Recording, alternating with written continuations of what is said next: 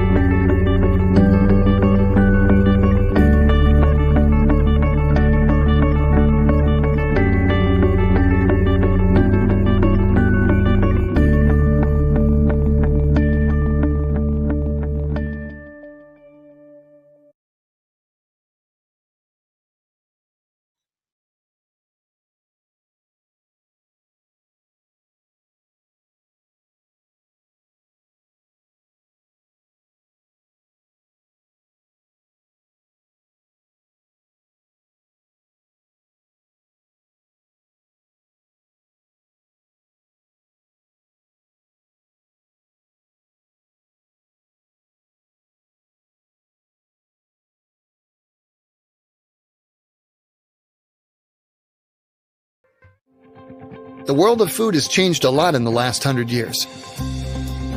But one thing that doesn't change? Ensuring the quality and safe handling of food. No matter what changes are yet to come, we're proud to always be on our clients' side, shaping the future of food, today and tomorrow.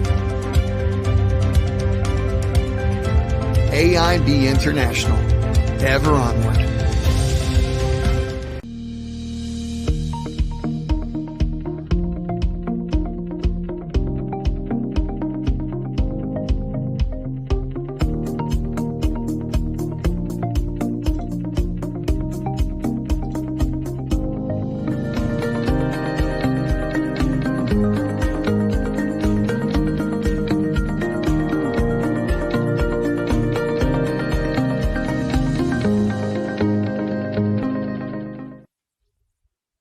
Okay, thanks to sponsors who help to bring these free of charge to you and get a free certificate of attendance each week.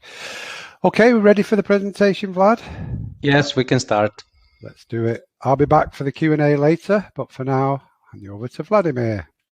Thank you very much, Simon. Okay, hello to all food safety friends. Thank you for logging into this presentation, and thank you, of course, IFSQN, for giving all of us place to share and to learn about food safety. Special thank to you, Simon, for being our host for these great webinars for so many years. Today, we are going to talk about food safety aspects in product development.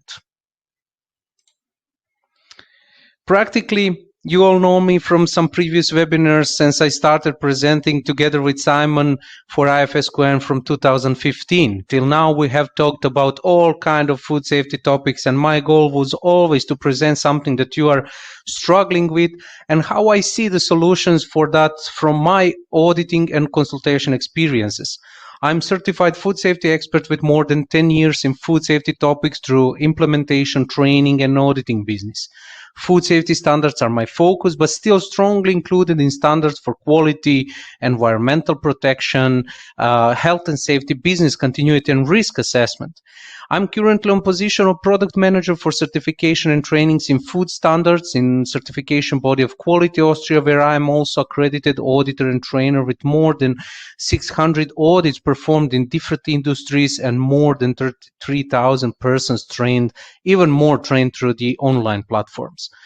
So my vision is that I have to find a new ways to analyze risk in food safety and defining of methods that will be used in industries across the world. My strategy here is to develop and research new topics in food safety, presenting them through the webinars, trainings, forum, blogging, publications. This was the main reason why I started a new video blog that is available on YouTube. This is a new thing that I started from the 2019. And this is called Addicted to Food Vlog because it is focused on food safety topics available on LinkedIn, on Instagram, Facebook, YouTube. It is still in the starting mode. It is focused more on market of Southeast Europe, but still there are some translations included for new videos. And you can also visit my website, addictedtofood.me. So let's start first with some question where you can open and chat in the chat box. So our first question today is already set up in this presentation. Have you developed any food products in your company in previous years? It is the interesting question because of COVID-19 situation that influenced all aspects of the food business. So if you have developed any food products in your company in previous years or through some project, please type in a chat box. In previous year, affected with the COVID-19, I have checked several companies that really developed new products and presented these products on the market, although it was very, very hard to, evaluate the market, evaluate what are the customer needs because of all the changes and how we say it, a new normal that is affected due to COVID-19. So I see Mohammed is saying, yes, Shiva, my students have done it. Can you please just share with us which type of products have you developed? What are the products and how market responded to it? Yeah, that's very interesting. So we still have development of products on the market. This is very interesting. And from here, I need to mention what is actually important when we talk about the food production. When we talk about the food production, we need to mention how world changes. So this is some slides that I really want to share with you, and I really want you to remember it. Today, food industry is changing with the world trends that could be grouped in global population, migration, and nutrition. So there are population explosions, there are conflicts, there are migrations, urbanization, and on the other hand, we have terrorism, we have religious and clan warfare in the world. All of this affects that there is even 1 billion of people that could be called migrants. All of these people are accustomed to certain types of diet, types of food, and how they are prepared. Of course, these people want to eat that kind of food in the countries where they migrated. Part of these people will get jobs in the food industries. Nutrition today is explained through malnutrition and food pollution, including distribution and storage problems.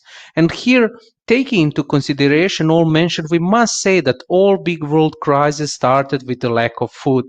Now we need to focus not only on production of needed amounts, but also on safety of these amounts and providing the safe way of logistic of these amounts. This is something that is very connected of course, with the world population increase. If we look at the world population increase, it is expected to have more than 90 million of people in the world till 2050. This will increase food demands from around 59 to 98%. For us, food safety professionals, that means that food safety must increase for at least 300%. And this will give additional pressure to the distribution and transport. I really love to show these previous two slides because I want you to understand how fast food industry is growing and how fast trends are happening. Food safety professionals will face significant challenges, starting from the online audits to the distributions of supply chain or disruptions again of the supply chain and food fraud situations. And this is why IFSQN and experts there will be needed to provide help and fast solution. I see a number of you are already mentioning the products that you have developed. Tuna packed with olive oil, pancake mix, cottage cheese, bread and baked goods. Yeah, this is really nice because these are all the products that are needed for the market and something that you have seen that has changed over the previous years. But what I wanted to show you also are the trends that are affecting food safety at the moment. And when we look at the 15 food trends in 2021, this is from the site of Delish. And when you go to the site, I provided the link down there, you can see that there are some 15 trends that are very interesting. So let's take a look at the 15 food trends for 2021 taken from the website. You all notice that there are more and more plant-based food. So plant-based items continue to be the trend into 2021, as 28% of people said that they have been eating more protein from plant sources during the pandemic. More people will be flirting with veganism, but others will just be eating things that taste good and happen to be vegan. So I must say, from my point of view, for example, we started developing some plant-based let's call it cheeses in previous years. We started to, Tom just mentioning functional foods. We started to develop some functional foods in the previous years, for example, some healthy candies, etc. So there is a lot of going on because of these food trends, and all the trends are affected again with the COVID situation.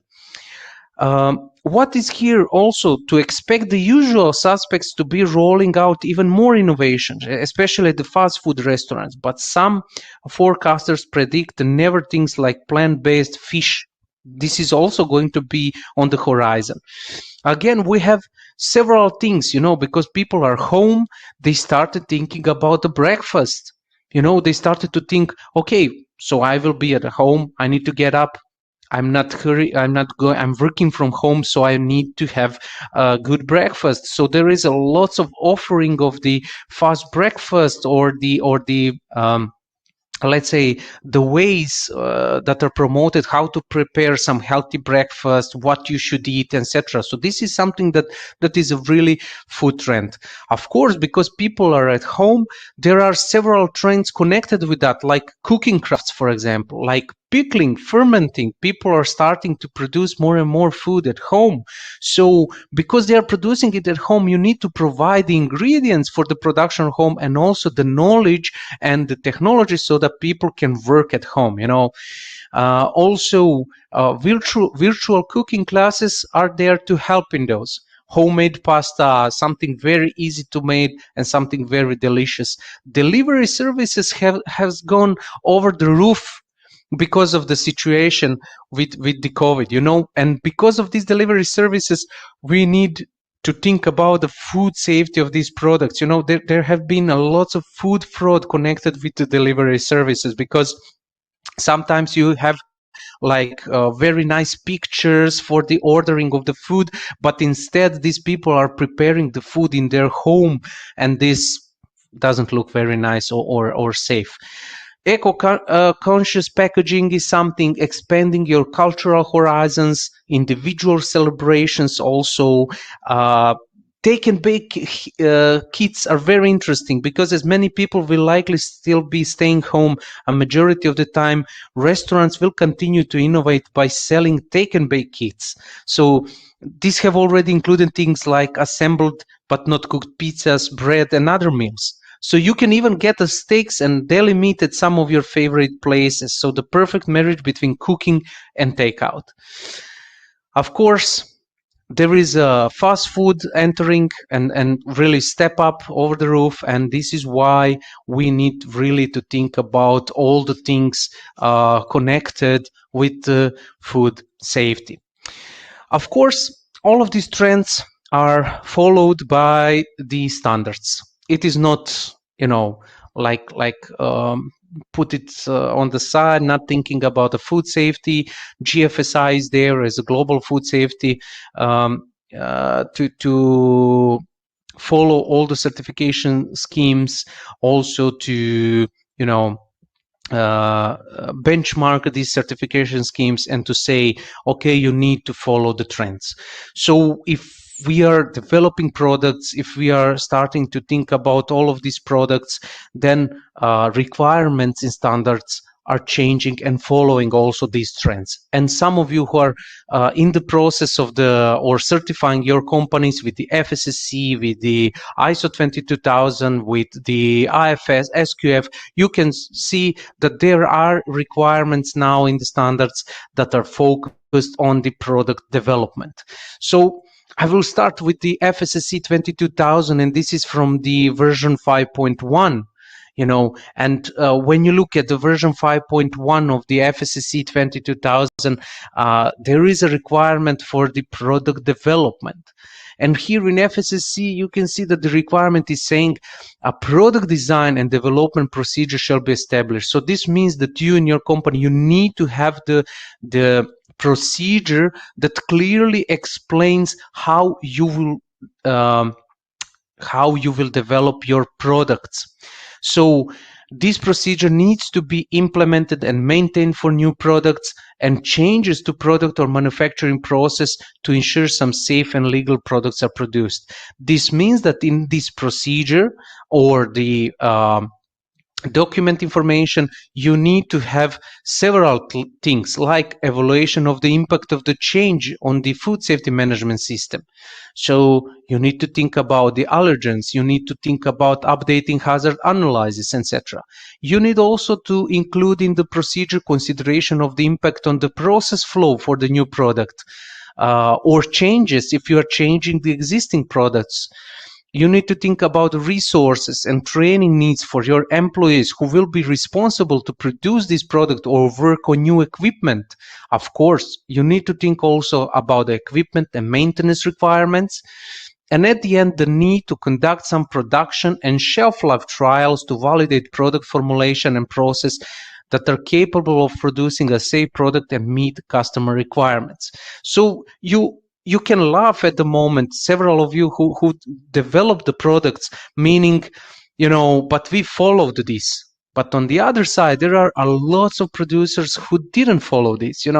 They have a small product, they want to change something in this product and put it on the market, and they say, okay, let's just change one ingredient and put it on the market, and then they realize they put the product on the market, but they didn't think that this new ingredient is allergen, and there is now an issue. They didn't think they didn't put it in the list of ingredients. There is now an issue that is connected with the legislation.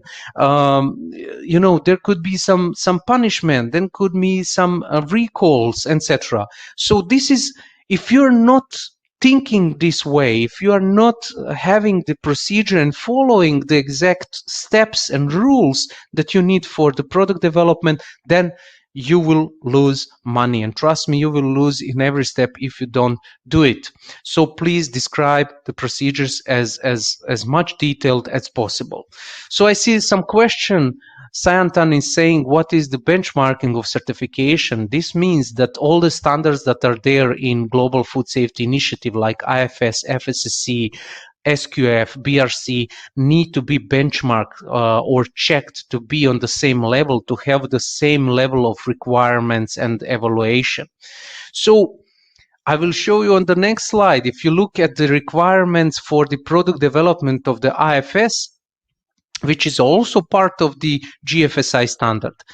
In the IFS, the latest version, version 7, product development, product modification, and modification of even product process is described here. And requirements are set in the IFS for those of you who are implementing IFS or certifying IFS. You need to consider this. For each new development or the modification of products, you need, again, to perform the hazard analysis and assessment of all the risks. You need to think about specification, where you will include the formulation, packaging requirements, also manufacturing processes. This includes also factory trials and product testing. If you look at it, it is similar as the FSSC. Yes? Shelf life tests needs to be performed. This means that with the shelf life tests or adequate validation through some microbiological, chemical, and organoleptic evaluation, they shall be carried out, and consideration shall be given to the product also formulation, packaging, manufacturing, declared conditions, etc. Also, they are saying that procedures shall be in place to ensure that labeling complies with current legislation of the destination country. This means that you need to think for who you are producing the product. It will go on your market in your country, or it will be exported. If it will be exported, then you need to think about, you need to think about also the legislation in that country. So if you go at this part of the IFS 4.3, you will get all the inputs needed, what you need to do when you are developing a new product, and what you need to consider in your procedure, of course.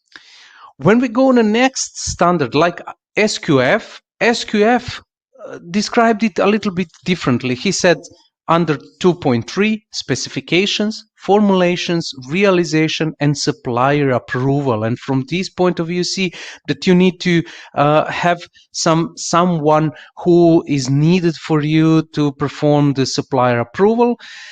And here also, SQF is starting that you need to think about product formulation and realization. This is the methods and responsibility for designing and developing new products formulations, and converting product concepts to commercial realization shall be documented and implemented. Yes. The other thing is that new product formulations and the fulfillment of product requirements needs to be established, needs to be validated, verified by some site trials. And product testing as required to ensure product safety. Product formulation needs to be developed by authorized personnel, persons that really understand what is the product, what is the intended use, and where necessary also shelf life trials shall be conducted to validate and verify a new product. Again, there is need to think while developing the shelf life about the best before dates or use by dates, microbiological criteria, consumer preparation where applicable, also the handling requirements, etc.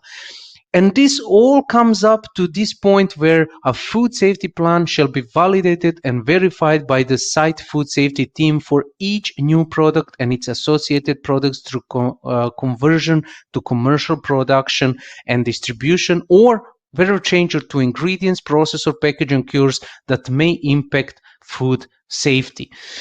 Of course, at the end of this requirement comes that you will need to have the records. So, if you looked at all these standards that I mentioned, FSSC, IFS, SQF, they all have similar requirements. You need to think about the specification of the product. You need to think about intended use of the product. You need to think about hazard analysis of definition of the product production process. You need to have some trainings. And again, you need to have recordings, validation, verification, checking of the shelf life, and compliance again with the legislation of your country or the countries where you are going to export your product. So the requirements are really, really clear in the certification schemes, and please do use them to develop your own procedures, and use them to have really clear steps when you start developing or changing existing products. But how product development process looks? When I look at it, there are 3 major steps. Let's say innovate, design, and implement. With innovate, we can say that all starts from the idea. You can get the idea by your company owner. You can get the idea by from the market department. You can get the idea from the sales department, etc.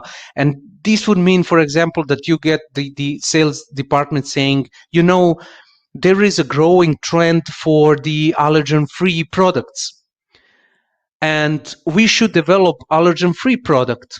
And then you need to explore, in the innovate process, you need to explore. You need to explore which ingredients you will use. You need to explore how you will organize your production. Are there any, hazards from the cross-contamination? How you will do the labeling, etc. And with this, you will focus more on of course, the next step is to design. This would mean to immerse and to define the production process, the specification, and everything. You need to build the process. You need to prepare the product, prepare the market, and at the end, you will launch the product. Of course, each of these steps are covering, to be honest, the product development process is in general same. Some steps may vary due to characteristics of product and company, but it all starts with an idea. And at the end, it should be launched on the market. From lots of companies that I have audited, we had lots of ideas, but sometimes we only, from 10 ideas, we launch only one product. From idea to having a golden packaging, we came to idea that the better packaging for the sales is a blue one on the shelf. So this is all the production development process. And this is the reason why on the next slide, I wanted to separate several major food safety aspects. I want that we focus in this presentation today only on food safety aspects that influence the product development process. And when I started to think about the food safety aspects, then I included, in the middle is the product, and I included all of these aspects: suppliers availability, ingredients, food fraud things, allergen management, production design, equipment availability, packaging design, materials in contact with the food, shelf life, storage and transport, brands, and of course, employee training. So these are all major food safety aspects that influence the product development process. And for each of them, I will mention what is important for you to think about while you are developing the product. Of course, I didn't learn this from the theory. I have learned this from the product development process and visiting all the companies and developing the products by myself, and then I learned by mistakes. And this is the reason why I want you to I want to show you what were the mistakes that we made, and potentially to teach you how to prevent and not having these mistakes. Trust me, you will not lose money because of this, and you will stay on a safe side. So if we start from the first step, we will think about ingredients. So we will think about packaging design. We will think about production design, and of course, brand. Why brand? Because it is not the same how we are producing our own brand, or we are trying to develop a brand that will be a private label or the private brand product for some retailer. Because if it's our own brand, then we have our own internal requirements for this product. We have our own marketing department who researched, for example, or we research by ourselves, or the owner researched what is needed for the market, and we are developing our own product. It is much easier when you have your own brand, because sometimes you will say, I'm the owner of this brand, I will put the product on the market, and I can calculate in case that this brand is not sold very good, I can just stop selling it, and that's it, But when it comes to the private brand, then you should think about all the requirements that are mentioned in the private brand contract. Together with the private brand contract with the retailer, you will have some specific requirements. These requirements could be connected with the packaging design. These requirements can be connected with the specific ingredients, certification of specific ingredients. It could also affect your production design, that you need to change something. This is why when you get a new contract or start to talk about the new contract with the retailer, quality manager or the quality department or the food safety team needs to be in the team, needs to think about the negotiations and need to check all the specific requirements. This is the only way how you will succeed in producing the product that is safe and not losing money in any of these steps. So I will give you an example. So we started working for a big retailer. This retailer said, you will produce for me the product, and our owner of the company said, yeah, this is great, because we are going to produce a lot of product. We are going to have really nice increase in sales.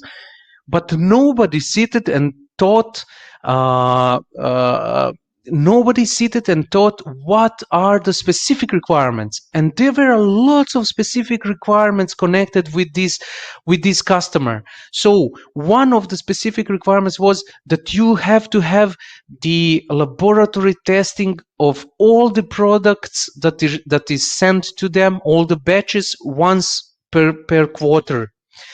Once in 3 months. The second thing is that they specifically asked that there is a metal detector, which means that we need to buy a metal detector. We need to redefine our production design. We will have additional equipment in our production. We will have a much less space now in the production facility.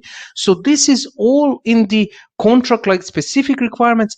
Additional specific requirements was the packaging design of the transport, secondary packaging, which is totally different from our own, which means that we need to change some, again, production design to train additionally the employees, and this could influence on slowing the production process. So this is all also connected with the money in the process of development of the product. Of course, when we start thinking about the production design, we need to think about the cleaning costs. If we add some additional equipment, if we need to comply with some specific laboratory rules, then we need to think about the cleaning costs and also some additional sampling if it is needed, depending from the product. In the packaging design, of course, there are lots of things connected there, like labeling, confirmations, statements, nutritive tables, compliance with the legislation. And this is something that you need to think about while you develop packaging design. Connected also with the packaging design, you need to think about all the statements that are there. This needs to be, again, complied with the legislation. Sometimes you will have the marketing who is saying, let's put on our packaging design that our product is good for the health. It boosts immunity. Lots of producers today are putting on the labeling of the product, this boosts immunity. But, this is not true. This is not the claim that you can put on the product. And there should be someone from your company or some externally engaged expert for the food safety, for the labeling, for product development, who should help you to overcome these issues before you release the product on the market. And then we come back to the ingredients. Of course, this is all connected again with the it is connected again with the suppliers. Will you have sufficient suppliers? This is connected with the ingredients. If there are specific need for the ingredients, some specific ingredients that you didn't use before, like, for example, organic certified ingredients, or maybe some ingredients that are from countries that you are not used to, like imported ingredients, then you need to think about all other aspects that are connected with these ingredients, like hazard analysis, for example. So yesterday you imported the ingredients, you used the ingredients only from your country, but then you started importing the ingredients from Ukraine, for example. Then you have to think about also some hazards that are connected with the, not just chemical, biological, but also that there could be some radiological hazards, for example. Maybe you imported the ingredients just from EU, and then you started importing from the India. Then you will have to think about also these ingredients. This is very specific ingredients, very specific productions of ingredients. So this is something where you need really to think about there. So these are the first steps. Continuing with these production steps, there are several things again to think about. When you start to update the hazard, threat, and vulnerability analysis, you will need also to perform the evaluation of the suppliers. And this would mean that for specific ingredients, you will have, again, new suppliers. What this would mean. So if you have a specific ingredient that is needed for you, like, for example, saffron, or the ingredient like, cumin or something like that, you need to think about where can you find these suppliers. What if the part of the process you need to perform outside of your facility, where you will find the suppliers? Can suppliers provide enough amounts for you? Are these suppliers also certified? What is the level of the food safety at these suppliers? So you have not just the step to see are there available suppliers, you need to evaluate these suppliers. This would mean that you will need additional resources, like the communication. Sometimes you will have to go and to check the supplier's production site. This would mean maybe some audit of the suppliers, etc. Especially if you change a packaging material, then you will again have to find another suppliers for the packaging material, and also can they produce enough capacities that is needed for you. Connected with the packaging material and with the new suppliers, we need to think about, when we are developing new products, about materials that are in contact with the product. I have seen from my experience in previous years that when we try to find a new supplier for the specific packaging that is in contact with the product, and if we find only a small supplier that can supply with this specific packaging material, we saw that they do not have declarations of conformity. They do not have certifications. They do not have really good prerequisite programs in the production, and this could influence on the hygiene of the delivered materials. So we had lots of issues that are connected with the materials in contact with the product, And this is not just, I will supply from them, I will get the declaration of conformity. In some cases, you will lose money because you will need to do your own laboratory testing and sending of the product to laboratory testing. in the whole process of the product development, you need to think about not just the regular hazard like biological, chemical, physical hazards that comes out through the process of production. You need to think about allergen management.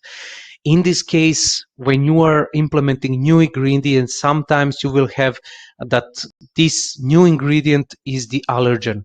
And for example, you didn't have it in the previous production. So this is a new allergen. You will have to produce it on the similar production lines. And in this case, this means that you need to change the labeling on all of your products, because you will need to put the you will need to put maybe on this labeling something like, that there are traces of this product. So you need to really think about this allergen management. It's I had the situation. This is the next situation. So this my producer is producing the pasta. In the pasta, in filling of this pasta goes some mix of the ingredients like meat, the spices, etc. And the supplier didn't deliver enough amounts of the spices. What happened? It happened that owner decided to go in the regular market and to buy additional spices from the regular market, and they used these spices in the fillings. The spices are the same. The mixture of the spices is the same, like they are doing from the supplier. But the issue is that on this labeling, it is mentioned that there is specific allergen sulfites. So what is there the situation? The situation there is very problematic. This means that you now use the ingredient, that this ingredient is actually allergen. This allergen is not mentioned on your final product. Because it is not mentioned, you have two things. First thing, you are not in line with the legislation. The second thing, you can kill someone. And this is a very important thing that you need to think about while you're developing product. If you do not think about it, please do not develop your product. All of this is connected again with the food fraud. You have a new supplier. Supplier is coming from some foreign country, from Italy, for example, that is very known for food frauds, for example. And then you need to see really to evaluate your food fraud vulnerability and to check maybe your supplier had food fraud issues. Then you have to think about what is he delivering to you. Then you will need additional money for testing the ingredients for the authenticity. Yes, the product development is not just, you give money for the ingredients, you give money for new equipment and for the packaging. There is a lots and lots of budgeting for all kind of other things regarding the product. And at the end, depending from what you are developing, you will need to think about the storaging, and you will need to think about also the transport of your product. Sometimes you will need, the transport on specific temperatures. You will have to also, if changes of the size of the secondary packaging happens, how this will affect your transport. In previous, you could fill up like 20 tons in your truck. But when you change the transport packaging, you can fill up now just 19 tons, and this increases the expenses of your product and also your transport. So these are all the steps that you need really to think about. At the end, we have to think about aspects like shelf life. I mentioned it several times. Standards are mentioning also the equipment availability and, of course, employee training. When we talk about the shelf life, this means that you will use additional money for sampling and testing. This will mean also that you will leave some of the products in your storage to test the products, some sensory tests at the end of the product shelf life. Sometimes you will have the same groups of product in your company.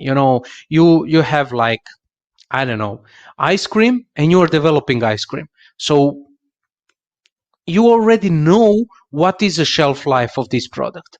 But if you have an ice cream and you are developing the frozen yogurt with some fruits in it that are fresh, then you need to really test the shelf life of this product. Testing of the shelf life, practically the best thing would be that you test the shelf life with the laboratory which is accredited ISO 7025, and if this laboratory is accredited, then you will get the accredited results, meaning which is the shelf life of your product.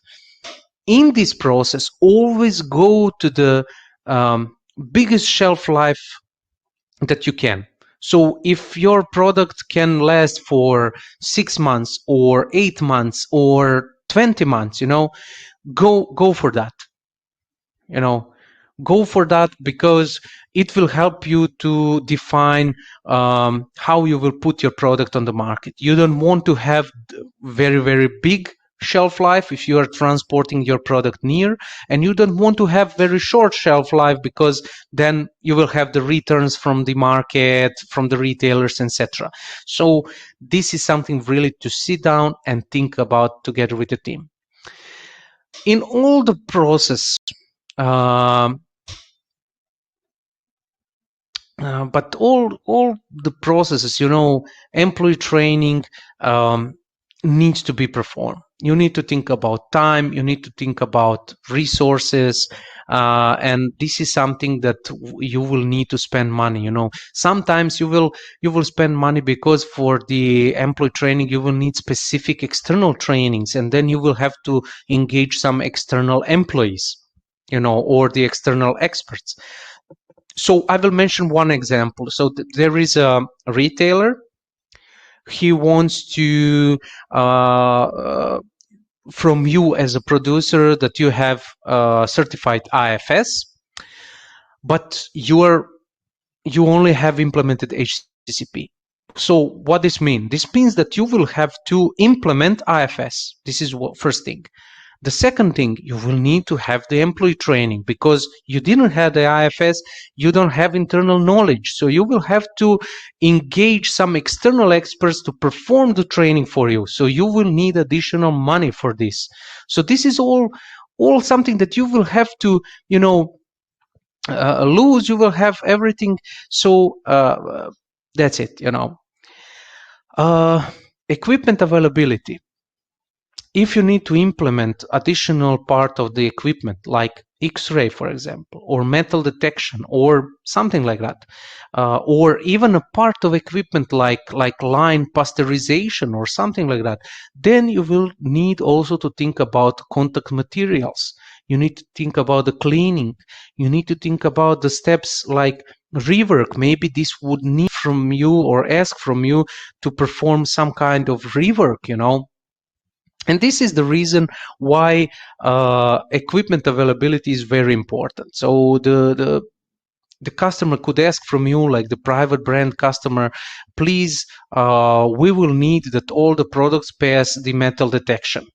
And then you said, okay, we can order metal detector, and then you realize that there is no metal detection metal detector in your country. For example, you will have to import it, which means additional money.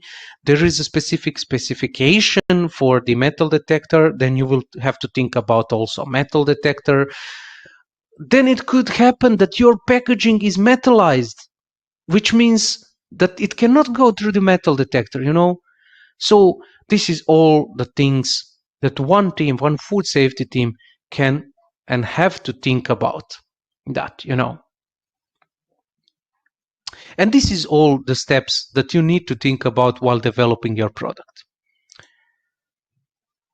When we look at the product development process, there is one system that I found very interesting and adopted as a stage gate process. So why I'm mentioning this? Because it could be really useful for you in your product development.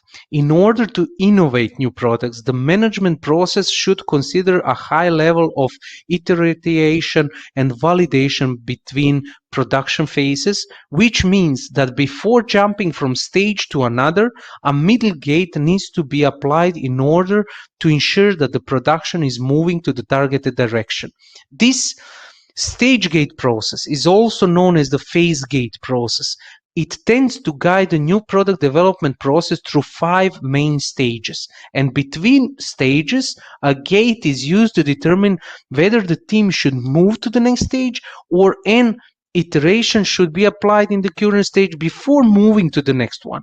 In the stage gate process, the decision to move from one stage to another is taken by a manager or a steering committee based or a food safety team on the business case, based on the risk analysis and other production factors, including the costs, including the human resources and market competency.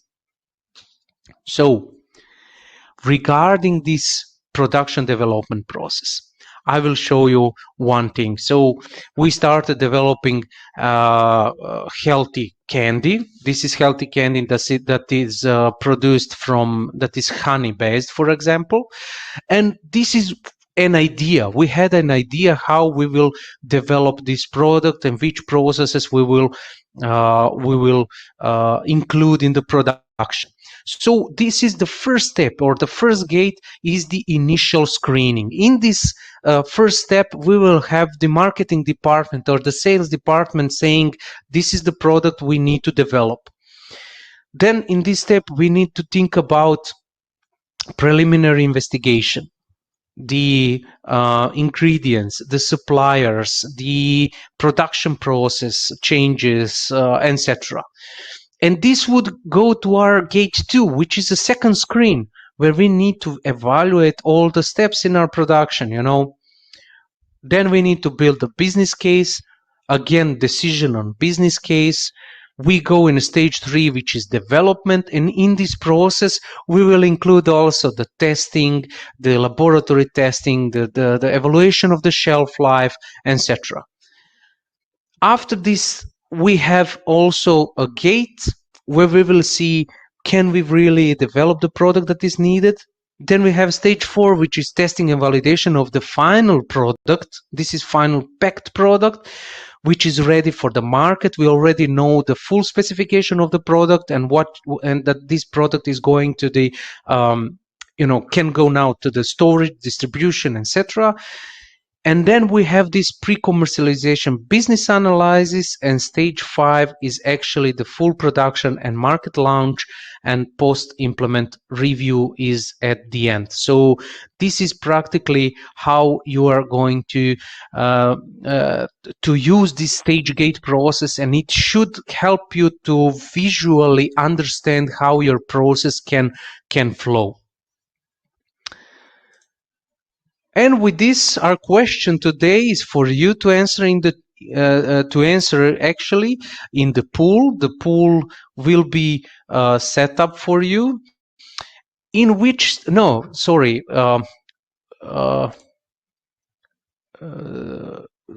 not a pool. It is the answering in the chat box. In which step you would include the food safety aspects? So, in all of these steps that we previously mentioned of this process, of the stage gate process, in which step you would include the food safety aspects? Okay, Alicia is saying all the steps. Okay. Anyone else? In which step you would include the food safety aspects? In all steps, Simone, Karina, all steps, Carol, all steps, Ruben, James. Okay, Roxanara, step 3, all steps, first and last, all the steps. Yes, I see that the number of you are saying all the steps. And I must say, food safety, for those who said all steps, you're totally right. Food safety starts from the beginning And if you forget this, please do not develop a new product and leave the food industry.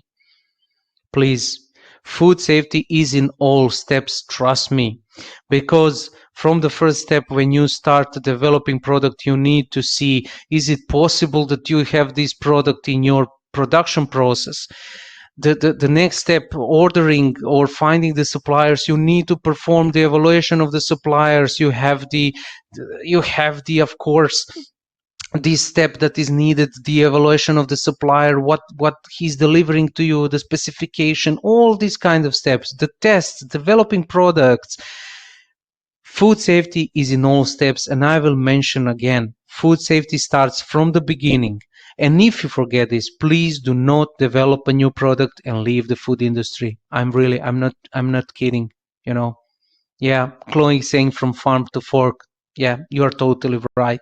If you're developing that kind of product from farm to fork, and there are suppliers, I know them, producers who has the products from farm to fork, food safety is in all steps. And with this, we have come to the end of today's presentation. So, food safety friends, if you enjoyed today's presentation, please join us on our totally new traceability, withdrawal management, and root cause analysis tools webinar that will be for the first time presented in next week. And of course, thank you all once again. And of course, now you can go to the questions and answers, and I will answer all of your questions. Just let me check all of your questions right now. In the meantime, I have the handsome man in the sidebar. It's Vladimir with his suit and tie on.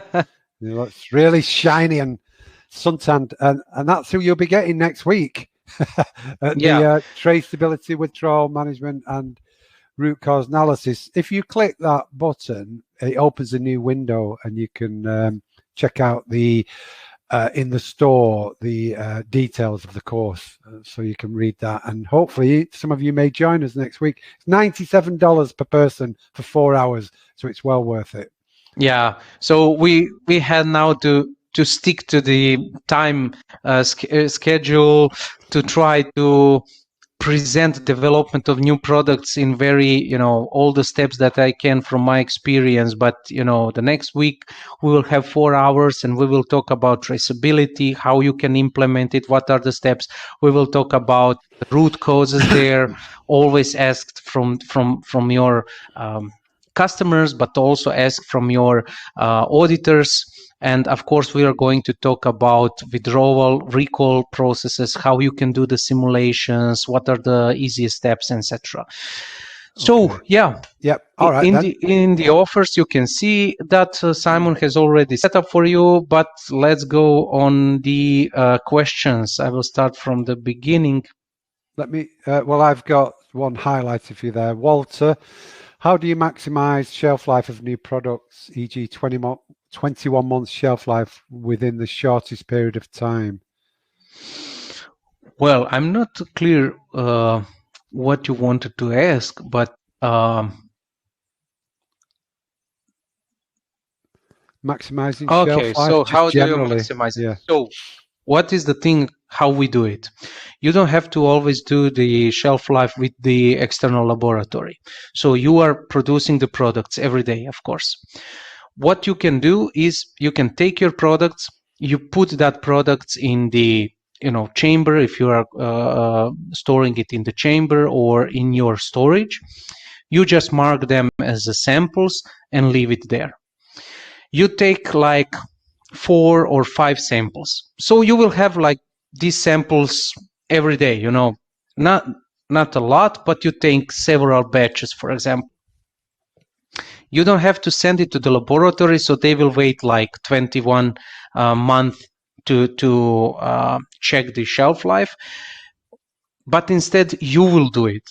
When the shelf life is over, you will take the product, you can send it to the laboratory, they can check it for microbiological and chemical things, and you will do the sensory for example, the checking. So this is something that you can do on your own. On the other hand, if you want to speed up the process, you can ask for specific laboratory who have the maturation processes or the maturation conditions. They put the product in specific condition for the maturation, and then you get approximate calculation of the shelf life, and that's it. If you are talking about 21 months, this could be like canned product, for example. I don't know. So if it's canned products, then yeah. Okay. Just another one on shelf life. Joy, in the past, we estimated shelf life as 1 year for salty seasonings and also validated 20% of our product by micro testing at the end of shelf life. Can we submit this as enough evidence? No organoleptic testing was done. Yes, you can. Joy, yes, you can. You can submit this as part of the evidence. And then you leave, like I explained in the previous, you leave some samples of your again, and then you start doing the organoleptic testing. Actually, you can do the organoleptic testing for all the batches that you are sending on the market. You can leave the samples at your storage market. Clearly, you storage it on the defined temperature, defined ambient conditions that is needed for your product, and then you are doing the sensorial. Please make records of the sensorial testing. Always make the sensorial testing with the team, not one person, and this would be sufficient that you have done inside your house the testing of the shelf life. Okay, thanks. And Tran, if we have not got enough time to follow the whole new product development process, which steps can be breakthrough? Which are the most important steps, if any? Yeah, that's nice. Let's speed up the process. So let's try it differently. Let's not skip the steps. Let's improve the steps so that they are faster. What this would mean. So in the step of finding the ingredients, you should improve your database with the suppliers and with the ingredients, and you can evaluate already the suppliers and evaluate already the ingredients of these suppliers. You don't have to use them. You just have them in your base. So when you come to this step where you need to find the suppliers and the ingredients, you already have the base. You don't have to find them. You just call them and say, okay, you are evaluated, you are on my list, please send me these ingredients. So this could be the very fast step. Hazard analysis, you have to do it. That's it. You have to do it. If it's a new product, it's completely new product, you have to do it. If it's a product that is the same group as the product you already use, then it is the same hazard analysis. If you're producing, for example, some cake, and then you have a different shape of the cake, then you don't have to follow all the steps. It is just a different shape. But if you have a new ingredient, if you have new equipment, you need to follow all the steps. So try thinking differently to follow all the steps, but to speed up in every step. I know, because it is time consuming to develop the product through all the steps. Okay, very good. Alisa, Vladimir, my experience on shelf life testing is limited to accelerated testing, which I believe involves heat. Can you expand on recommendation for SLT on dry spice products, please? Well, I could, but I'm not the expert on the dry spices products. Sorry, Alicia. I understand that, accelerated testing, you are right. This involves heat. It means, and not just the heat, but also the changed conditions. And these changed conditions accelerate the maturity of the product. And then you have the calculation, as I explained. And with this calculation, you get the exact, let's say, shelf life.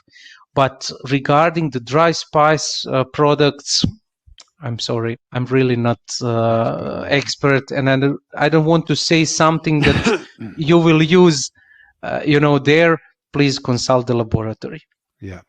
Patricia, for FSSC 22000 version 5.1, since this version began on April the 1st, is it required to verify product development on existing products or only on recently developed products?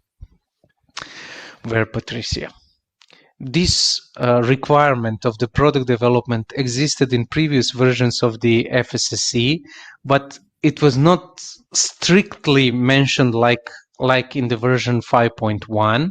So let's say that you start from this version, and the product that you started producing while this version is active, 5.1. So clearly describe in your maybe FSSC manual or however you have it, describe the procedure of the product development, describe all the steps, and you make a small checklist, for example, with these steps. And in these steps, you just say, in product development, this step is finished. We have done this. In this step, we have finished. We have done this laboratory test. It is here. We have laboratory report, etc. So it could be sufficient to start with the product that are developed now, not the old product. Yeah. Okay, Sukalpa, what is the pasteurization criteria for plant-based milk dairy products in the EU or globally? Do you know? Well, Sukalpa, it depends. What are you producing from this milk? Sorry, it could be if you are producing UHT milk, then you have the sterilization, which is very high temperature and short time. If you are producing, if you are doing the pasteurization for the milk that you are going to use for the production of the cheese, then you will use the temperature of 90 degrees, 15 minutes or 17 minutes. It also depends from your ingredients base. But whatever you type, you need the temperature and you need the time. Okay. And it depends from ingredient, the quality of the ingredient that is going inside. It depends again of the final product that you want to get. This is the things why you are doing the hazard analysis. Okay. And Joseph, does this cover process development stroke change? Yeah, it does. Yes, because on all the similar step, you can develop not just the product, you can develop also the processes or services of your company. And all the process development and changes can follow the similar step. This, I explained the process gate. It could be also done like that. Okay. And Chloe, what other processes can we use to extend shelf life other than sterilization? Depends. Well, it depends. What the product it depends is. Which product, because you can extend the shelf life by technology, by ingredients, by increasing hygiene. For example, I had the experience with the dairy production.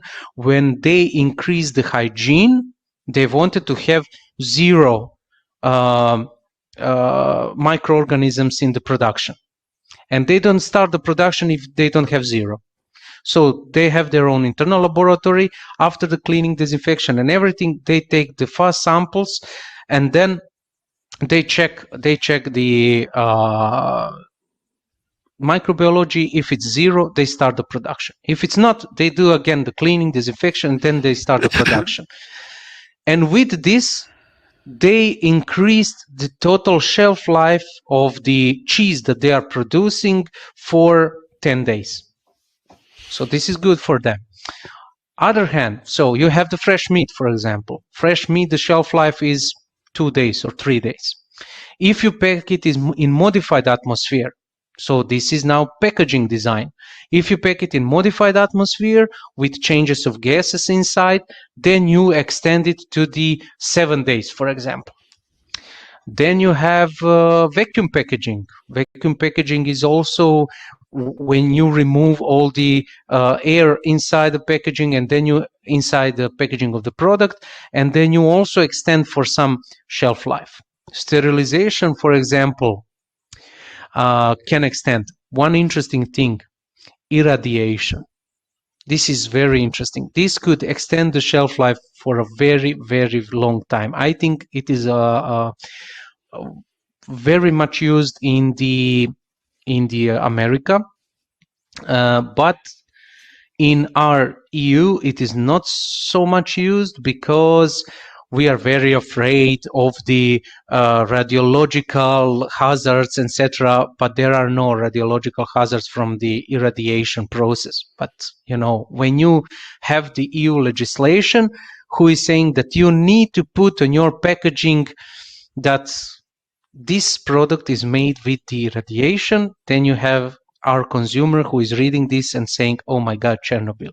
So, but this process can prolong the shelf life for a very, very long time. Very long time. Okay, Mohammed, is it appropriate to include the consumer survey on the new product after releasing the product? Mohammed, it is not appropriate. It is a must. Right.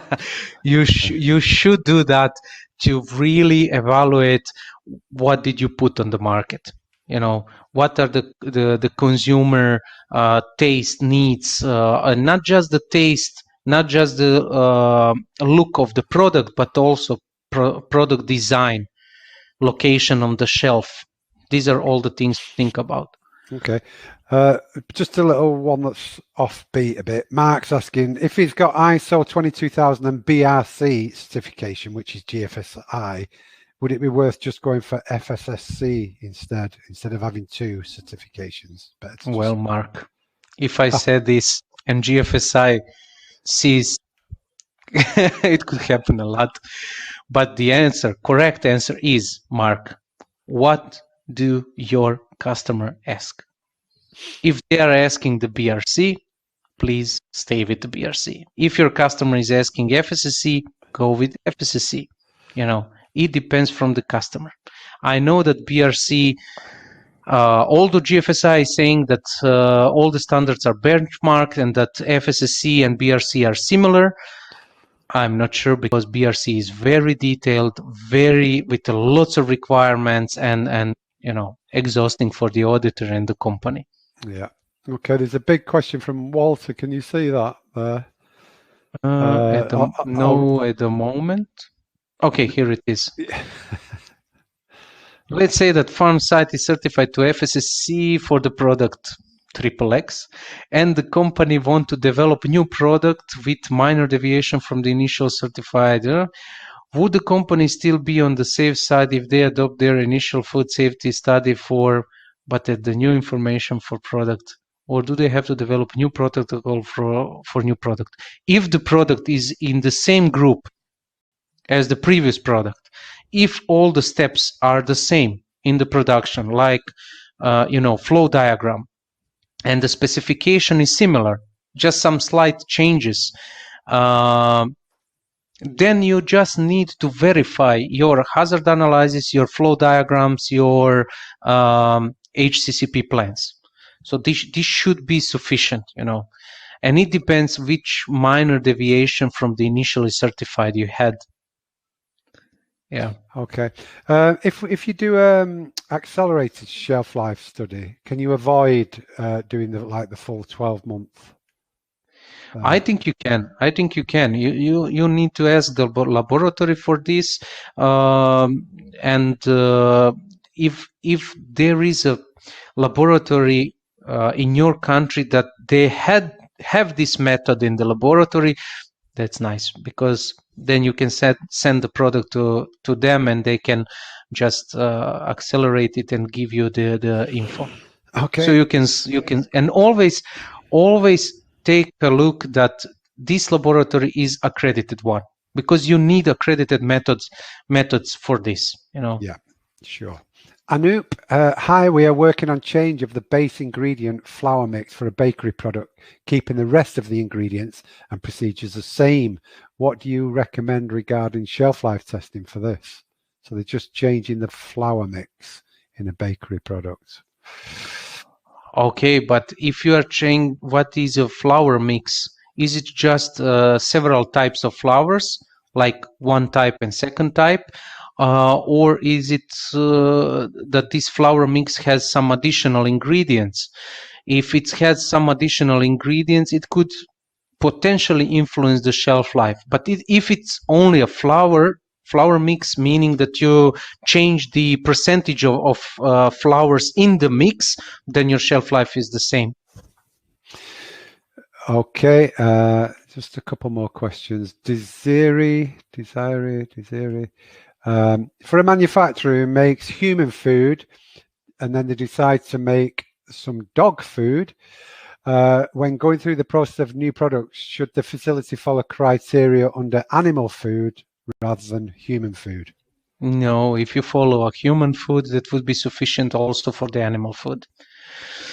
I see that you are potentially producing, for example, the meat products, and then you have some byproducts, and then you want from these byproducts to produce the animal food. So if you comply with all the rules for the human food, you will comply also with the rules for animal food. Only you will need to check about labeling, of this final product and the ingredients and what you can mention on this or not, etc. Okay, the last couple, because we're way over time. Eggy, how about a new product development in the pandemic situation? Do we have to include this situation? You are doing it in the situation. Yeah. So yeah, it is already included.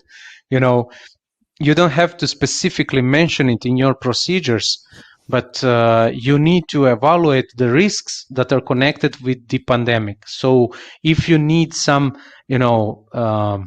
imports of the ingredients from other countries that could be highly affected by the pandemic situation, then you could have a high risk. So I recommend that in this product development, you also include some risk analysis for example, like through the FMEA or some other type of risk-based tools, just to evaluate what could happen if there is no supplier, what could happen? If there is no sufficient ingredients, what could happen? What if food safety team got all COVID positive? How we will continue with the product development, etc., etc. What if the owner of the company dies because of the COVID-19? So it looks terrible when I say it like that, but if you want to do a real risk analysis, then you please put it on the paper, evaluate the risks. Okay. Ryan, can you do accelerated shelf life testing on frozen goods? When I don't know that I remember, Simon, that I told Simon during this presentation that I'm a specialist on the accelerated shelf life, but I will add it to my CV. Ryan, to be honest, I really don't know. That's why I told to please communicate that with laboratory who has the accredited method, please. Okay, really last two now. Dr. Ranju, to increase shelf life, can we work with chemicals like hydrogen peroxide in milk? Well, interesting.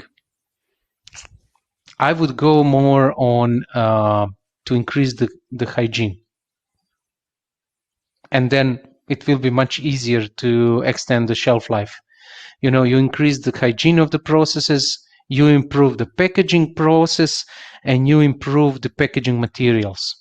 This would help in the shelf life. Also, use as much as possible the natural processes that we have developed, the heat treatment processes. This will help also to always, when you want to think about the shelf life, you think it like to go as much as possible to all the natural things that we have developed during the life of the human, because all other things that you are doing or want to implement are affecting that. At the end, the question is how healthy product you will get, or the question is which nutrients you will destroy in this product with some new technologies or something like that. So yeah, please, I would go for the all the things I don't know about hydrogen peroxide. It depends from the amount that you are adding. It depends how it will behave in later processes, how it will behave in the packaging. Yeah. So Okay. these are all the things to think about. Okay, Gideon, our product is product from sesame. Is it necessary to do lab tests for allergen? On the sesame? No. You just need to label it. Okay. And finally, no more. This is the last one. Does the product development team have to be part of the food safety team? Sorry, does the product development team has to be part of the food safety team? No, food safety team has to be the part of the product development team. It's differently. So there's a new so who the product development team members would be made up of food safety team. It would be the salesperson, marketing person, purchase manager, part of the food safety team. This would be the food safety team leader and someone who is a member, etc. So this could be all the product development team. Yeah, an external accredited lab. Yes, of course, external accredited lab, or someone who can help you with, also it could also be part of the product development team.